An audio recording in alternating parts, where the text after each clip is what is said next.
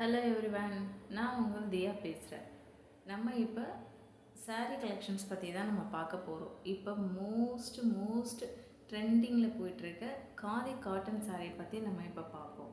இப்போ trending khadi cotton தான். காதி காட்டனில் variety of design and colours, different patterns எல்லாமே இப்போ எங்ககிட்ட அவைலபிளாக இருக்குது. காதி காட்டனில் இப்போ ஒரு 4 டிசைன் நம்ம இந்த வீடியோஸில் பார்க்கலாம்.